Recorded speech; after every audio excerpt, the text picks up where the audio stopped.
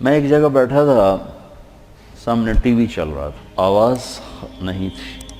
میں نے دیکھا ایک نوجوان ناچ رہا ہے، ڈانس کر رہا ہے ساحل پر، اور اس کے ساتھ 10-12 لڑکیاں وہ بھی ڈانس کر رہی ہیں۔ میں نے دیکھا بہت خوبصورت نوجوان ہے۔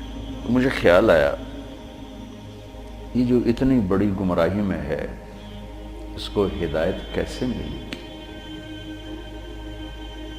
اور کون اسے جا کر اللہ کا پیغام سنائے گا۔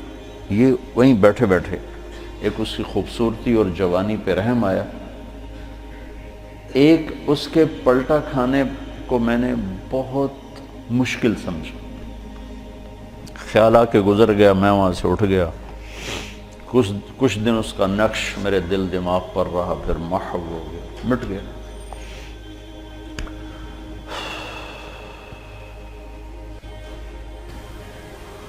کراچی کا اجتماع تھا ستمبر میں،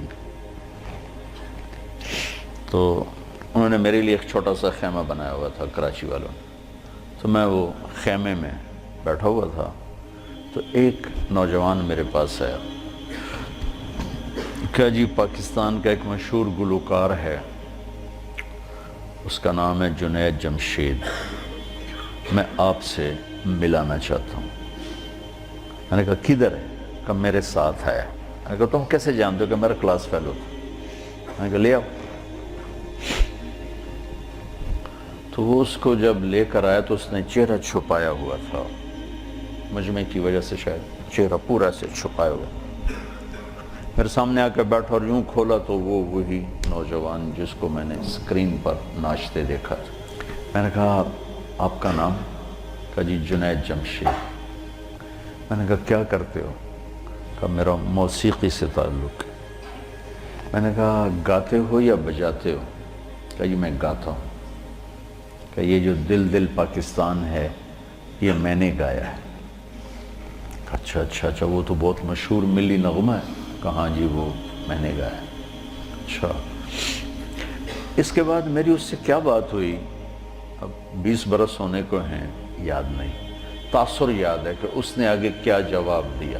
کہنے لگا میرا جی چاہ رہا ہے آپ بولتے رہیں اور میں سنتا رہوں۔ مجھے لگ رہا ہے جیسے کوئی میرے زخموں پہ مرہم رکھ رہا۔ میرا ایک اور دوست بھی ہے، میں چاہتا ہوں میں اس کو بھی لے کر آؤں، سلمان، وہ بھی آپ کی باتیں سنیں۔ پھر تھوڑی دیر بعد اس نے کہا میں ایک سوال کرتا ہوں۔ ایک پاکستانی نوجوان جس گلیمر کو، گلیمر کہتے ہیں رعنائی، عیاشی، دنیا کی موج میلہ، جس موج میلے کو ایک پاکستانی نوجوان خواب میں دیکھتا ہے، وہ مجھے حقیقت میں حاصل ہے، میرے پاس۔ لیکن اس کے باوجود میرے یہاں اندھیرا ہے۔ کیا یہ میرے یہاں اندھیرا ہے، یہ دل خالی ہے، مجھے یوں لگتا ہے میں وہ کشتی ہوں جس کا کوئی ساحل نہیں، جس کا کوئی گھاٹ نہیں، بے منزل مسافر ہوں۔ اچھا، بے منزل مسافر ہوں، یہ ایسا کیوں ہے؟ میری تو ہر خواہش پوری۔ میں نے کہا اللہ تعالیٰ نے انسان کو 2 چیزوں سے بنایا ہے، ایک جسم ہے، ایک روح ہے۔ ان دونوں کی ضروریات الگ الگ ہیں۔ جس کی ضرورت پوری نہیں ہوگی وہ فریاد کرے گا۔ جسم کو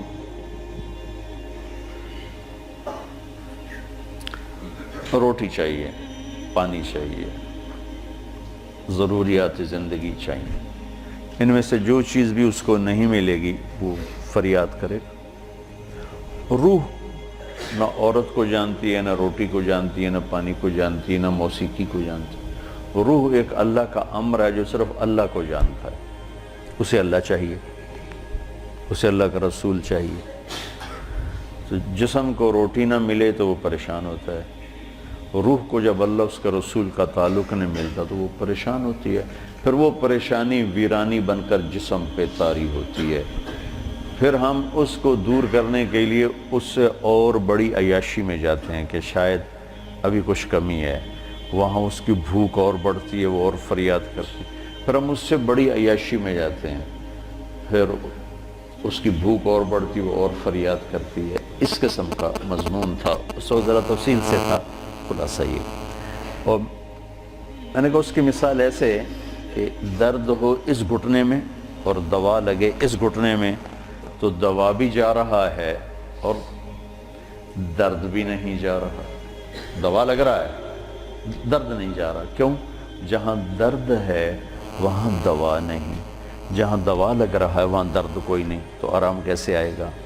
تو یہ بے چینی، کرب، یہ تو روح میں ہے اور ہم اسے دور کرنا چاہتے ہیں. جسم کی ضرور موسیقی، کھانا پینا، 5 اسٹار ہوٹل، گلیمر، موج میلہ، پروٹوکول، یہ تو سب جسم کی چیزیں. روح کو ان سے کیا سروکار؟ لیکن جس دن اسے غذا ملے گی، ایک دم منزل بھی ملے گی، راستہ بھی نظر آئے گا، ساحل بھی نظر آئے گا، گھاٹ بھی نظر آئے گا، اور منزل مقصود کا بھی پتہ چل جائے گا. تو یہ ہماری پہلی ملاقات تھی، اور میں نے غالباً کہا کہ آپ کچھ تبلیغ میں جانا شروع کریں، 3 دن لگانا شروع کریں. کہنے لگا میں کیسے لگاؤں، میں تو گاتا ہوں، ناچتا ہوں، ڈانس کرتا ہوں، تبلیغ کس منہ سے کروں؟ کعبہ کس منہ سے جاؤ گے غالب، شرم تم کو مگر نہیں آتی. میں نے کہا یہ تو دوا ہے. تو پہلے دن دوا کھانے سے آرام آتا ہے؟ مسلسل دوا کھاتے کھاتے کھاتے بیماری دبنا شروع ہوتی ہے، دبنا شروع ہوتی ہے، اور اللہ تعالیٰ اسے ٹھیک کر دیتا ہے. یہ دوا ہے، تم شروع کرو. اس کو سوچو مت کہ میں ناچ رہا ہوں، گا رہا ہوں. چل ٹھیک. کوئی قبولیت کی گھڑی تھی اس نوجوان کی، اس نے 3 دن شروع کر دی. یہ جمشید اس کا کلاس فیلو تھا. یہ اس کو سب سے پہلے سلام دعا، یہ تبلیغ میں لگا تو اس کو اپنے اس کا خیال ہے، اس کو ملنا شروع کیا. پھر ایک جگہ پر آ کر وہ رک گیا، آگے نہیں لے جا پا رہا، تو اللہ نے اس میں مجھے ذریعہ بنایا، مجھے ڈالا.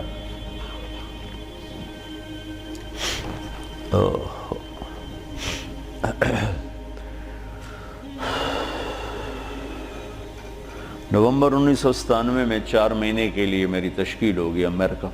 مستورات کی جماعت، میں اور اہلیہ اور لاہور کی جماعت تھی. میں لاس اینجلس میں تھا تو میں نے اسے فون کیا. تو اس زمانے میں یہ CLI پر نمبر نہیں آتا تھا، تو اور یہ اتنے موبائل فون یہاں اتنے تھے بھی نہیں، دوسرے فون تھے. تو میں نے اس کا فون نمبر لے لیا تھا، تو میں نے اس سے لاس اینجلس سے فون کیا.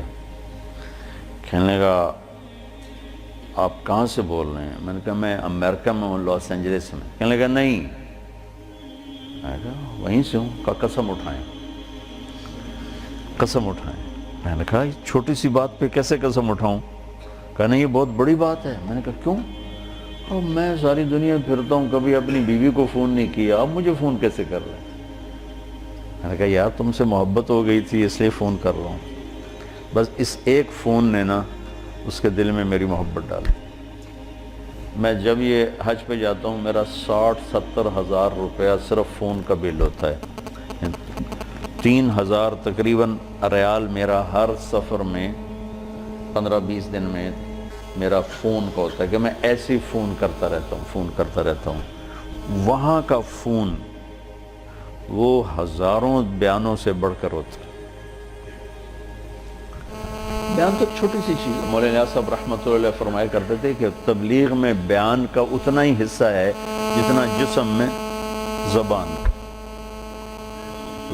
6 فٹ کے جسم میں 5 فٹ 10 انچ 8 انچ کے جسم میں 2 انچ کی زبان ہے. اتنا ہی تبلیغ میں زبان کا حصہ ہی بول کا بیان کا.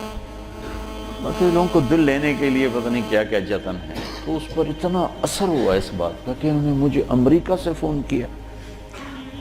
تو پھر میں اسے پورے سفر میں فون ملاتا رہا، اب یہاں ہوں، اب یہاں ہوں، اب کیا حال ہے، اب کیا حال ہے. تو اللہ نے اس کے دل میں میری محبت ڈال دی. پھر وہ چلے کے لیے نکلا. پہلے اس نے چلے لگایا، 3 چلے نے چلے لگایا. ریمنڈ آیا، ملا، میں نے بڑا پروٹوکول دیا، بہت پیار محبت ہنسا کھیڈا. تو کرتے کرتے کرتے کرتے اس نے 3 چلے لگا، 3 چلے کے لیے نکل پڑا. یہ غالباً 2001 یا 2 اس کا مجھے پورا یاد نہیں ہے. تو اس وقت یہ 3 چلے کے لیے نکلا. تو اس نے مجھے بالا کوٹ سے فون کیا کہ مولانا میں اس وقت بالا کوٹ کی ایک پرانی مسجد ہے، اس میں ہماری جماعت ہے، باہر فرش ٹوٹا ہوا ہے، اس پر ایک پھٹی ہوئی چٹائی ہے، اس پر میں لیٹا ہوا آپ کو فون کر رہا ہوں، اور جس سکون چین کو میں 5 اسٹار ہوٹلوں میں ڈھونڈتا تھا وہ مجھے یہاں اس ٹوٹی ہوئی مسجد اور پھٹی ہوئی چٹائی پہ مل چکا ہے۔ مجھے یوں لگ رہا ہے میں ہوا میں اڑ جاؤں گا، بعین ہی اس کے یہ الفاظ تھے۔ تو میں نے کیا جواب دیا یاد نہیں، لیکن غالباً میں نے یہی کہا کہ اب روح تک اس کی غذا پہنچ گئی تو موج ہو گئی۔ یہ اس نوجوان کا ابتدائی سفر تھا۔